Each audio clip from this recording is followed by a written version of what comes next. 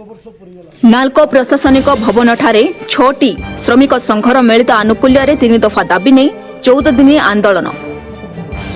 कोरापुट जिला दामनजोड़ी नाल्को आलुमिना कारखानार 6 गोटी श्रमिक संघर मिलित भावे 3 दफा दाबी नहीं आंदोलन सह नाल्को को स्मारक पत्र प्रदान करा जायछि। उक्त आंदोलन रे जोग दैथिबा संघ गुड़िक हेला भारी ओ हालुका मोटर गाड़ी संघ कर्मचारी, आलुमिना मजदूर संघ, नाल्को माइंस ठिकादार कर्मचारी संघ, नाल्को ठिकादार कर्मचारी संघ, नवनिर्माण ठिकादार संघ, मास्क लेबर एसोसिएशन संघ। उक्त संघ गुड़िकर प्रकृत 3टी दाबी हेउछि अवसरकालीन भत्ता, घर भड़ा भत्ता, रात्रिकालीन भत्ता। उक्त 3 गोटी दाबी रे आज कर्मचारी माने 14 दिनिया बंद आंदोलन करुछथि एवं आसंता 14 दिन भितरे विभिन्न स्थान रे एही बंद आंदोलन जारी रहिबार सूचना रहिछि।